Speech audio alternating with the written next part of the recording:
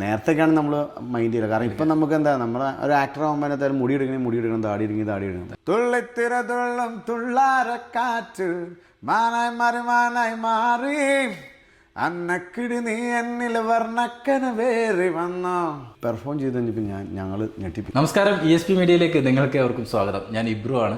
ഇന്ന് നമ്മളോടൊപ്പം വന്നിരിക്കുന്ന ഗസ്റ്റ് ആരാണെന്ന് അറിയണ്ടേ? ഒരു മിമിക്രി കലാകാരനാണ്, ഒരു ആർട്ടിസ്റ്റാണ്. അതിലുപരി ഈ തവണ അമൃത TV സൂപ്പർ ഫാമിലി എന്ന പ്രോഗ്രാമിൽ വിന്നറായിട്ടുള്ള നമ്മുടെ രാജേഷ് അടിമാലിയാണ് നമ്മളോടൊപ്പം ഉള്ളത്. നമസ്കാരം.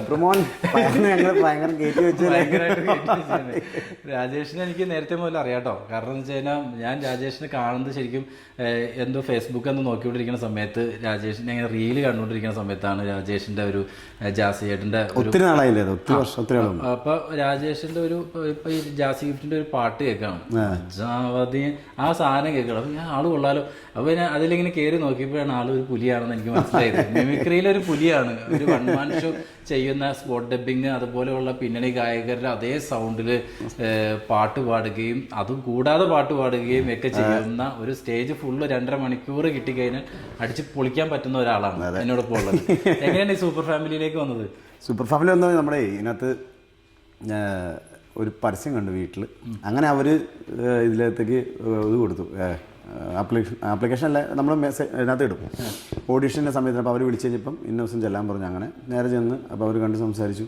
അപ്പോൾ ഓക്കെ പറഞ്ഞു. അങ്ങനെയാണ് ഞങ്ങൾ കയറുന്നത്. അപ്പം എൻ്റെ അമ്മ ഫാമിലി, അമ്മ, ഞാൻ, അനിയൻ്റെ വൈഫ്, അനിയൻ്റെ ഒരു കൊച്ച്, എൻ്റെ 2 മക്കൾ, കൊച്ചച്ഛൻ്റെ ഒരു 2 പിള്ളേർ, അവരെല്ലാവരും ചേർന്നിട്ട് നമ്മൾ ആദ്യത്തെ ഒരു പാട്ടായിരുന്നു അമ്മയൊക്കെ ഡാൻസ്, അടിമാലി പ്രദേശ് അമ്മയൊക്കെ ഡാൻസ് കളിക്കുന്ന ഒരു സെഗ്മെൻ്റ്. അത് ഞങ്ങൾ പാട്ട് പാടുന്നു അപ്പുറം നിന്നിട്ട്. അനിയൻ എന്നെ പോലെ തന്നെ ഇരിക്കണേ, ടിൻസ് അല്ല, പക്ഷെ ഞാൻ ഓരോ ഫോട്ടോ കണ്ടാൽ തന്നെ അറിയാം. അപ്പം അവനും ഞാനും അങ്ങോട്ട് അപ്പുറം ഇന്ന് പാട്ട് പാടി. അങ്ങനെ ഒരു സാധനം സെഗ്മെൻറ്റ് ചെയ്തത് ഏപ്രിൽ 5-ാം തീയതി 3-ാം തീയതി എന്തായിരുന്നു അതിന് ഷൂട്ട്. 15-ാം തീയതി തൊട്ട് സംപ്രേഷണം തുടങ്ങി. ഓഗസ്റ്റ് 15 അതിന്റെ വിന്നറായി.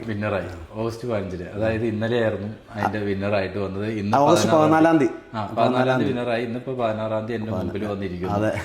അപ്പൊ ഇന്ന് അടിമാലിയിൽ നിന്നാണ് വരുന്നത്. ഇന്നൊന്നും ഒരു പ്രോഗ്രാം ഉണ്ട്, എറണാകുളത്ത് ഒരു പരിപാടി ഉണ്ട്, ഏഷ്യാനെറ്റ്. അതേ പറഞ്ഞപ്പോ ഞാൻ പരിപാടി ഇല്ലായിരുന്നെങ്കിൽ ഫാമിലി ആയിട്ട് വരാറുണ്ട് എന്ന് പറഞ്ഞത്. ഓക്കെ, അപ്പൊ എന്ത് പ്രോഗ്രാം ഇന്നൊരു ഇവന്റ് ഷോ ആയിട്ട് പോകുന്നത്. ഇപ്പൊ ഈ ഫേസിന്റെ മാറ്റം എന്താണ്? ഫേസ് എപ്പോഴെപ്പോഴും ഇങ്ങനെ മാറിക്കൊണ്ടിരിക്കുമല്ലോ. ഓരോ സമയത്ത് ഓരോ ഫേസ് ആണല്ലോ വരുന്നത്. ഇന്നത്തെ എന്താണ് മാറ്റം? അത് പലിശക്കാർ പിടിക്കാതിരിക്കും, മാറി പോകുന്നത് അങ്ങനെയാണ് വിചാരിക്കരുത്. പക്ഷെ ഇത് നമ്മൾ ഏഷ്യാനെറ്റിൽ നമ്മുടെ മിമിക്രി അസോസിയേഷൻ്റെ ഒരു വലിയ ഷോ ഉണ്ട്, ഏഷ്യാനെറ്റും മിമിക്രിക്കാർ തമ്മിലുള്ള. ആ ഷോയിൽ ഇപ്പം നമ്മുടെ അനൂപേട്ടനൊക്കെയാണ് സ്ക്രിപ്റ്റ് ചെയ്തത്, അനൂപേട്ടനും ബ്രിജിത്തൊക്കെ. അപ്പോൾ അവരൊരു സ്കിറ്റ് ഉണ്ടായിരുന്നു. ഇപ്പോഴത്തെ ആൾക്കാർ സീസൺ 6 ബിഗ് ബോസ് ഉണ്ടായിരുന്ന ആൾക്കാരൊക്കെ പഴയ ശാകുന്നുള്ള ആയിക്കഴിഞ്ഞാൽ അങ്ങനെ ഇരിക്കുന്നു. അപ്പോൾ എനിക്ക് അതിനകത്ത് തന്നെ ക്യാരക്ടർ അർജുൻ എന്ന് പറഞ്ഞിട്ടൊരു ക്യാരക്ടറാണ്. അപ്പോൾ അർജുൻ്റെ ആ ഒരു ഫിഗറിൽ, അപ്പോൾ അതുകൊണ്ട് തന്നെ താടി മീശ എടുക്കാൻ ഞാൻ പറഞ്ഞു ഓക്കെ പറഞ്ഞു. കാരണം നമ്മളൊരു പൂർണ്ണത കിട്ടണമെങ്കിൽ എന്തായാലും താടിയൊക്കെ എടുക്കണം. കാരണം അർജുന അതിനകത്ത് താടിയില്ല. അപ്പോൾ ഞാൻ താടി വെച്ചിട്ട് കടകൂട്ട് താടി വരുന്നുണ്ട്. അപ്പോൾ അതുകൂട്ട് താടി വെച്ചിട്ടാണ് എടുത്തിട്ടാണ് ഞാനത് ചെയ്തത്. എന്താ എനിക്കൊരു സാധനം ചെയ്യുമ്പോൾ വൃത്തിയായിട്ട് ചെയ്യണമെന്നുണ്ടാവും. അതുകൊണ്ടാണ് അവർ പറഞ്ഞപ്പോൾ തന്നെ നേരത്തെയൊക്കെയാണ് നമ്മൾ മൈൻഡ് ചെയ്യില്ല. കാരണം ഇപ്പം നമുക്ക് എന്താ നമ്മുടെ ഒരു ആക്ടർ ആകുമ്പോൾ എന്തായാലും മുടി എടുക്കണം, താടി എടുക്കണം. അപ്പോൾ ഒരു സെറ്റപ്പിലാണ് പ്രോഗ്രാം. അതാണ് നമുക്ക് സ്ക്രീനിൽ കാണാം. അതെ. അപ്പോൾ ഈ ഫാമിലി ഇത് വിന്നർ ആവുമെന്ന് വലിയ പ്രതീക്ഷ എന്തെങ്കിലും ഉണ്ടായിരുന്നു? പ്രതീക്ഷയില്ല. എത്ര പേരുണ്ടായിരുന്നു മൊത്തം? ഞങ്ങളുടെ ഫാമിലിയാണ്. അല്ല, ഇതിൽ ഈ പ്രോഗ്രാം ഷോയിൽ 19-18 പേര് ടീം ഉണ്ടായിരുന്നു മൊത്തത്തിൽ. അതിൽ നിന്ന് ഇങ്ങനെ ഔട്ടായി റീസൈക്കിൾ ചെയ്ത് വന്നു കഴിഞ്ഞാൽ ലാസ്റ്റ് 7 പേരെ ഫിനാലെ. ആ 7 പേരിൽ 7 പേരും ശക്തൻ ടീമായിരുന്നു, നല്ല ടീമായിരുന്നു. കാരണം ഇത് കലമായിട്ട് ബന്ധമില്ലാത്ത എൻ്റെ അമ്മയും വൈഫും അനിയത്തേക്ക് ഉണ്ടായിരുന്നുള്ളൂ. ഞാനും അനിയനും പാടാൻ പോണേയാണ് ഓൾറെഡി. പക്ഷേ ഇതിൽ ഒരു ഇതില്ലാതെ ആദ്യമായിട്ട് പ്ലാറ്റ്ഫോമിൽ. പക്ഷെ ഇവര് പെർഫോം ചെയ്ത് കഴിഞ്ഞപ്പോൾ ഞങ്ങൾ ഞെട്ടിപ്പോയി. കാരണം ഇവരുടെ ഒരു എൻ്റെ അമ്മയുടെയൊക്കെ ചെറിയ വാസന ഉള്ളതുകൊണ്ടാണല്ലോ നമ്മൾ പാടാനും ഇതൊക്കെ വന്നത്. പക്ഷേ അമ്മ ചെറുതായിട്ടൊക്കെ പാടുമെന്നല്ലാതെ ട്രാക്ക് ഇട്ടൊന്നല്ലാതെ, അത് ചുമ്മാ ഇങ്ങനെ പാടുന്നല്ലാതെ വേറെ ഒന്നുമില്ല. ഡാൻസ് കളിക്കുമെന്നോ അല്ലെങ്കിൽ അങ്ങനെ ഒന്നും എനിക്കറിയില്ല. അപ്പം ഇവർ വീടിൻ്റെ അടുത്ത് തിരുവാതിര കളിക്കാൻ പോകുന്നുണ്ടായിരുന്നു ഉത്സവ സീസൺ ആകുമ്പോൾ.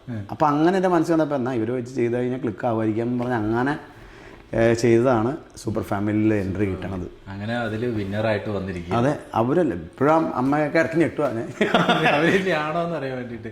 അതിനകത്ത് ഫിനാലയ്ക്ക് നമ്മൾ ചെയ്ത അതാണ് വേറെ കാര്യം എന്ന് വെച്ചാൽ അതിൽ തന്നെ ഇല്ലായിരുന്നു മറ്റേ രാജേഷ് മറ്റേ കിഡ്നി ഇല്ലാന്ന് പറഞ്ഞിട്ട് വൈഫും രാജേഷും കൂടി അത് ഫിനാലയുടെ എപ്പിസോഡ് ഭയങ്കര സംഭവം. പിന്നെ അതിൽ എനിക്ക് ഒരു അഭിപ്രായം പറയാന്ന് വെച്ചാൽ ആ പേര് മാറ്റായിരുന്നു എന്ന് എനിക്ക് പറയാം. അതെല്ലാവരും പറഞ്ഞു. കാരണം എന്ന് വെച്ച് കഴിഞ്ഞാൽ ഞാൻ ഇതിങ്ങനെ കണ്ടുകൊണ്ടിരിക്കുന്ന സമയത്ത് ഭയങ്കരമായിട്ട് നമുക്ക് ഫീൽ ചെയ്യാണ്.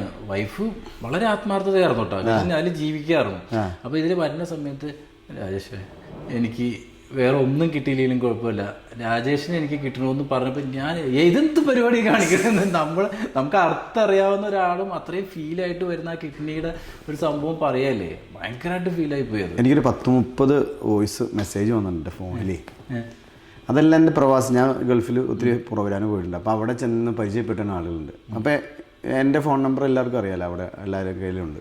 അപ്പോൾ ഇത് കണ്ടിട്ട് ഇവരെന്നെ ചില ആളുകൾ കരഞ്ഞിട്ട് വോയിച്ചിട്ടുണ്ട്. കാരണം അവർ പണ്ടത്തെ പോലെയൊന്നുമല്ല നമ്മൾ ഗൾഫിൽ ഇപ്പോഴത്തെ അവസ്ഥ. കാരണം ഗൾഫിൻ്റെ ഒരു അവസ്ഥ എന്ന് പറഞ്ഞാൽ ഭയങ്കരമായിട്ട് മാറിപ്പോയി. കാരണം എൻ്റെ ഒത്തിരി സുഹൃത്തുക്കളുണ്ട് ഗൾഫിൽ. ഞാൻ ഗൾഫിൽ ഒത്തിരി ഷോയ്ക്ക് പോകണം.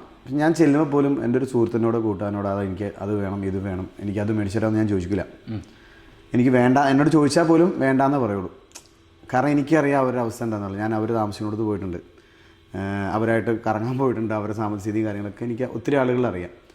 അപ്പം ഈ ഒരു നമുക്ക് മിയ പറഞ്ഞു തരണം, നമുക്കൊരു 10-15 മിനിറ്റ് ആലോചിക്കാൻ സമയം തരുള്ളൂ. അപ്പോൾ ആ സമയത്തോടെ ഞാൻ വൈഫിനോട് പറഞ്ഞത്, അശ്വതി ഇത് ഞാണമക്കളിയാണ്, ഞാൻ എന്ത് പറയണോ അതിൽ വെച്ച് നമ്മൾ അല്ലാണ്ട് ഇതിനകത്ത് സ്ക്രിപ്റ്റ് ഇല്ല, ലൈവാണ്. അതുകൊണ്ടാണല്ലോ ഞാനത് പറഞ്ഞത്. പേര് പോലും മാറ്റാൻ ഞങ്ങൾ മറന്നു. അപ്പോൾ തന്നെ ഞാൻ ലൈവാണ്. അവൾ കമ്മല കൂരി തന്നതും കൊണ്ട് പണയം വെക്കുന്ന പറയുന്നത് ഇങ്ങനെ എന്നെ കെട്ടിപ്പിടിച്ചിരിങ്ങനെ എൻ്റെ പൊന്നു മാത്രം മതി എന്ന് പറഞ്ഞ സാധനമൊക്കെ ഉണ്ട് അതിനകത്ത്. അതൊക്കെ എല്ലാം ഫാമിലിയായിട്ട് ജീവിക്കണം. കാരണം ഗൾഫിൽ പോയിട്ട് ഗൾഫിൽ പോയിട്ട് വലിയ സെറ്റപ്പായി പോകാമെന്ന് പറഞ്ഞ് ജീവിക്കാനൊക്കെ ചിലപ്പോൾ ചില കൂട്ടുകാരന്മാർ ചതിച്ച് ചിലപ്പോൾ അകത്തു പോവും, സാമ്പത്തികമായിട്ട് പരാജയപ്പെട്ടു പോകും. പിന്നെ അതുകൂടാതെ നാട്ടിൽ എന്തെങ്കിലുമൊക്കെ ബിസിനസ്സൊക്കെ തുടങ്ങി പൊളിഞ്ഞു പോകും. നമ്മുടെ ഭാര്യമാർക്ക് ചിലപ്പോൾ അറിയാൻ പറ്റില്ല നമ്മൾ എങ്ങനെയാണ് ഗൾഫിൽ ജീവിക്കണം എന്നുള്ളത്. അവരുടെ മനസ്സിൽ ഗൾഫ് എന്ന് പറഞ്ഞാൽ പണ്ട് സിനിമയൊക്കെ കാണാൻ ആൾക്കാർ ജീവിക്കുന്ന സ്റ്റൈലാണ്. പക്ഷേ അതൊന്നുമല്ല. ഞാൻ അവരുടെ കൂടെ പോയി താമസിച്ചിട്ടുള്ള ആളാണ്, അവരുടെ കൂടെ ഭക്ഷണം കഴിച്ചിട്ടുള്ള ആളാണ്, അവരുടെ കൂടെ കിടന്നുറങ്ങിയിട്ടുള്ള ആളാണ്. ഞാൻ ഗൾഫിൽ പരിപാടിക്കുമ്പോൾ പറഞ്ഞാൽ എൻ്റെ കൂടെ ഞാൻ നിലത്തായിരിക്കും കിടക്കുന്നത്, ഇമാരെല്ലാം കട്ടിലും. എനിക്ക് അങ്ങനെ ഒത്തിരി സുഹൃത്തുക്കളുണ്ട് ഗൾഫിലുള്ള. അപ്പോൾ അതെല്ലാം എൻ്റെ മനസ്സിലുണ്ട്. അപ്പോൾ അത് വെച്ചിട്ടാണ് ഞാൻ അങ്ങോട്ട് പെർഫോം പ്രോഗ്രാം ചെയ്തത്. അടിപൊളി പ്രോഗ്രാം. നിങ്ങൾ എന്നെ വിന്നറാവേണ്ട അർഹതപ്പെട്ടവർ തന്നെയാണ്, അടിമാലി പ്രദേശത്ത് തന്നെ. അപ്പോൾ എന്താണ് ഞാൻ രാജേഷിലേക്ക് എത്തിയത് ആ പാട്ടിലൂടെയാണ്, ജാസിച്ചൻ്റെ. ഓക്കെ, അപ്പോൾ എനിക്ക് ആ പാട്ടൊന്ന് എനിക്ക് കേൾക്കാം. ലജ്ജാവതി ഉള്ളത് അന്നക്കിളിയാണ്, ഏത് വേണമെങ്കിലും ഇഷ്ടമുള്ളത് പോലെ, കാരണം പക്ക പെർഫെക്റ്റ് ആണ് ആ സംഭവം. ജാസിച്ചൻ്റെ അന്നക്കിളി. അപ്പോൾ അത് നമുക്ക് ESP മീഡിയയുടെ പ്രേക്ഷകർക്ക് വേണ്ടിയിട്ട്. അന്നക്കിളി നീ എന്നിലെ വർണ്ണക്കന വേറി വന്നോ, കന്നക്കിളി നീ എന്നിൽ പന്തുവ വീശി നിന്നോ, വന്തിക്കടവത്തെ അമ്പിളിക്കൊമ്പിൽ കള്ളിക്കുയിലായി നീ പാറി, തുള്ളിത്തിര തുള്ളും തുള്ളാരക്കാറ്റ് മാനായി മറിമാനായി മാറി, അന്നക്കിളി നീ എന്നിൽ വർണ്ണക്കന വേറി വന്നോ, കന്നക്കിളി നീ എന്നിൽ പന്തുവൽ വീശി നിന്നോ. സൂപ്പർ. ഇത് ശരിക്കും ഞാനത് ആ റീലിലാണ് ഞാൻ ഫസ്റ്റ് കാണുന്നത്, ലൈവായിട്ട് കാണാനും പറ്റി. ശരിക്കും ഞാൻ ജാസി ചേട്ടനെ തൊട്ടടുത്ത് എടുത്തിട്ട് ആളുടെ വോയിസ് പാടിയിട്ടുണ്ട്. അതും ഒത്തിരി വൈറലാണ് ജാസി ചേട്ടൻ. അത് കണ്ടമംഗലം എന്ന് പറഞ്ഞ അമ്പലത്തിൽ ഒത്തിരി ഷോ ഞാൻ ചെയ്തത് ജാസിൻ്റെ കൂടെ, നാട്ടിലും പുറത്തൊക്കെ ആയിട്ട്. പക്ഷെ കണ്ടമംഗലം എന്ന് പറഞ്ഞ ഒരു അമ്പലത്തിൽ ഉത്സവം. അപ്പോൾ ജാസി ചേട്ടൻ ഒത്തിരി പാട്ട് 5-6 പാട്ട് ജാസിയുടെ പാട്ടങ്ങൾ പാടി കഴിഞ്ഞു. അപ്പോൾ എന്നോട് രാജേഷ് പാടാണെന്ന് ജാസിയുടെ. ഞാൻ ചേട്ടൻ വാ രാജേഷ് പാടെന്ന് പറഞ്ഞു. അപ്പം അങ്ങനെയാണ് ജാസി ചേട്ടൻ തന്നെ പറഞ്ഞു, ഇപ്പം ഇനി കേൾക്കാൻ പോകുന്ന വോയിസ് ഞാൻ പറഞ്ഞില്ല, ഞാൻ മൈക്കായിട്ട് അവിടെ അനങ്ങാൻ നിൽക്കും, ഇനി പാടണം ആളെന്ന് പറഞ്ഞു. അങ്ങനെ ജാസിയുടെ അന്നക്കിളി എന്നുള്ള പാട്ട് വന്നു, ഞാനത് പാടി, ബാക്കി ജാസിയുടെ പാടി. ആ വീഡിയോ ഭയങ്കര ഇതായിട്ടുണ്ട്, വൈറലായിക്കണേ, ഇത്ര ആൾക്കാർ കണ്ടു. രാജേഷ് സ്പെഷ്യൽ ഒരു പെർഫോമറാണ്, വൺ മാൻ ഷോ ആയിട്ട് വരുന്നത്. കാരണം കുറേ നമ്പേഴ്സ് ഓഡിയൻസിന് കൊടുത്തിട്ട് നിങ്ങൾ പറയുന്ന നമ്പേഴ്സിൽ വരുന്ന ആളുടെ പാട്ട് പാടും എന്നൊക്കെ പറഞ്ഞു. അത് ചലഞ്ച് എങ്ങനെ ഏറ്റെടുക്കുന്നത്? അത് സംഭവല്ലേ, ഇത് കയ്യിൽ നിന്ന് പോണ സംഭവല്ലേ, കാരണം നമുക്ക് തന്നെ ഓർക്കൂല ഈ എത്ര നമ്പർ എന്നുള്ളത്. അപ്പൊ അത് എങ്ങനെ അത് ചെയ്യാൻ പറ്റണത്? അത് നമ്മളൊരു 1 തൊട്ട് 20 ഒരു നമ്പർ ഗ്രാഫിക്സ് ചെയ്യണ ആരാന്ന് അവരെ കൊണ്ട് കൊടുക്കും. നീ ട്രാക്ക് കൊടുക്കുള്ളൂ, ഇവരാണ് സെലക്ട് ചെയ്ത് സെറ്റാക്കി വെക്കുന്നത്. അപ്പോൾ ചിലപ്പോൾ ഇന്ന് ചെയ്യണ പരിപാടിക്ക് 5 ആണെങ്കിൽ മറ്റേ പരിപാടിക്ക് ചിലപ്പോൾ വേറെ ആയിരിക്കും ഓക്കെ അവരെ ഈ ഓഡിയൻസ് അല്ലേ പറയണത് നമ്പർ? അത് ഓഡിയൻസ് പറയും. ഓഡിയൻസ് 1 തൊട്ട് 20 നമ്പർ, ഞാൻ 1 തൊട്ട് 20 വരെയുള്ള നമ്പർ നിങ്ങൾക്ക് ഇഷ്ടമുള്ള പോലെ. ഇപ്പോൾ ഇബ്രുക്കാർക്ക് ഇഷ്ടമുള്ള എന്ന് വെച്ച് കഴിഞ്ഞാൽ 5 ആണെങ്കിൽ 5, 10 ആണെങ്കിൽ 10, ഏതാണ് ഇഷ്ടമുള്ള നമ്പർ വെച്ചാൽ അങ്ങനെ അവർ ഇത് ചെയ്യും. ചിലപ്പോൾ ഒരു നമ്പറിൽ 2 പാട്ടുകാർ കാണും, ചിലപ്പോൾ 3 പാട്ടുകാർ കാണും, അങ്ങനെയൊക്കെ മാറി മാറി വരും. പിന്നെ അതന്നെയല്ല ഈ ഓഡിയൻസിന് തമ്മിൽ അങ്ങോട്ടും ഇങ്ങോട്ടും മത്സരിക്കാനുള്ള ഒരു ഇത് കൂടിയും കിട്ടും അതിനകത്ത് നമ്പർ പറയുമ്പോഴേ. വേറെ ആരും ചെയ്തിട്ടില്ല, ഞാൻ സ്റ്റേജിൽ ഒരു വെറൈറ്റി ആയിട്ടുള്ള ഒരു പ്രോഗ്രാമാണ്. കാരണം എന്ന് വെച്ചാൽ അത് 1 മാൻ ഷോ. ഇത് നമുക്ക് ഇവിടെ പെർഫോമൻസ് നമുക്ക് ഇവിടെ ചെയ്യാൻ പറ്റില്ല. ഇത് ലൈവ് സ്റ്റേജിൽ കാണേണ്ട ഒരു പെർഫോമറാണ് അല്ലേ? പെർഫോമൻസ് ആണ് ശരിക്കും പറഞ്ഞത്. അതെ. അപ്പൊ അതൊക്കെ നമുക്ക് ലൈവായിട്ട് നിങ്ങളുടെ പ്രോഗ്രാം വരുമ്പോൾ ആളുകൾ കാണും. അതെ, ഞാനും അത് കണ്ടിട്ടുണ്ട് കേട്ടോ. അപ്പൊ അതുകൊണ്ടാണ് അത് പറഞ്ഞത്. പിന്നെ എനിക്ക് തോന്നുന്നത് ഞാൻ വിധിച്ചേട്ടൻ്റെ ഒരു പാട്ടിൽ ഞാൻ ആൽബത്തിൽ അഭിനയിച്ചിട്ടുണ്ട്. അപ്പോൾ എനിക്ക് ഈ വിധിച്ചേട്ടൻ്റെ പാട്ട് ഞാൻ ഇങ്ങനെ ഒരുപാട് കേട്ടിട്ടുണ്ട്. ഒരുപാട് നല്ല രസമുള്ള പാട്ടുകളാണ് വിധിച്ചേട്ടൻ. മാപ്പിളപ്പാട്ടായാലും സിനിമാ പാട്ടായാലും ഏത് പാട്ട് പാടിയാലും ഒരു പ്രത്യേക ഒരു മൂഡാണ്. ആ പുള്ളിയുടെ സൗണ്ടും രാജേഷ് പൊക്കി.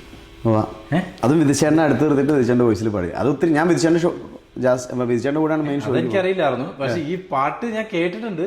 അപ്പൊ വിധിച്ചേട്ടൻ അടുത്തിരുത്തി പാടിയ വിധം എനിക്കറിയില്ല. വിധിച്ചേട്ടൻ അടുത്ത് ഞാൻ വിധിച്ചേട്ടൻ്റെ കൂടെ ഷോ ചെയ്യണേ. മിക്ക ഷോയ്ക്ക് ഉണ്ടാവും ആങ്കറിങ് പ്ലസ് 1 മാൻ ഷോ. അപ്പോൾ വിധിച്ചേട്ടനെ നിർത്തിയിട്ട് വിധിച്ചേട്ടൻ്റെ വോയിസിൽ പാടും. ഒത്തിരി സ്റ്റൈൽ ചെയ്തിട്ടുണ്ട്. പാലക്കാട് ആളുകൂടെ ഞാനിപ്പോൾ കഴിഞ്ഞ സീസൺ ഫുള്ള് ഉണ്ടായിരുന്നു. ഇപ്പോൾ ഈ സീസണിലും ഉണ്ട്. നല്ല എനിക്ക് ഏറ്റവും ഇഷ്ടമുള്ള ഒരു ഗായകനാണ്. എന്നെ രസമുള്ള വോയിസ്. നല്ല കാരണം ഇപ്പം പെണ്ണുങ്ങൾക്ക് പ്രണയഗാനങ്ങൾ സത്യം പറഞ്ഞ് വിധിച്ചേട്ടൻ്റെ വോയിസിൽ നിന്നാണ് തോന്നുന്നത് ഈ പാട്ട് ഒരു പ്രത്യേക. പിന്നീട് ഇപ്പോൾ ഒത്തിരി പാട്ടായിട്ട് വന്നത്, പക്ഷേ അന്ന് ഇന്നും ഇപ്പോഴും കിടക്കുന്ന വിധിച്ചേട്ടൻ്റെ വോയിസ് ഒരു മാറ്റം. നല്ല എന്താ പറയണേ, നമുക്ക് പ്രണയം തോന്നുന്ന ഒരു ശബ്ദം പുള്ളിയുടെ. സൂപ്പറാണ്. എനിക്ക് വിധിച്ചേട്ടൻ്റെ പാട്ട് അത് തന്നെയല്ല, വിധിച്ചേട്ടൻ്റെ ഷോയ്ക്ക് ഭയങ്കര നല്ല രസമല്ലേ പുള്ളി. പിന്നെ അതെന്താ ഒരു ജാടയില്ല, ഒന്നുമില്ല, നേരെ ഓഡിയൻസിൻ്റെ ഇടയിലേക്ക് അങ്ങോട്ട് ഇറങ്ങുക. ഭയങ്കര വിധിച്ചേട്ടൻ്റെ പാട്ട് കേൾക്കാം നമുക്ക്. വിധിച്ചേട്ടൻ്റെ വോയിസില്ല, വിധിച്ചേട്ടൻ്റെ വോയിസ്. ഞാൻ വിധിച്ചേട്ടൻ നിർത്തി പറഞ്ഞ വോയിസാണ്. കഷ്ടപ്പാട് അറിഞ്ഞു വരണം നമ്മളെല്ലാവരും. ഇപ്പം ഞാൻ എൻ്റെ മക്കളായാലും എല്ലാവരും കഷ്ടപ്പാട് അറിഞ്ഞു വന്നാലാണ് നമുക്ക് അതിനൊരു പൂർണ്ണതയിൽ എത്താൻ പറ്റുള്ളൂ. എന്നെ കണ്ട എത്ര വരെ പഠിച്ചു എന്ന് പറയും.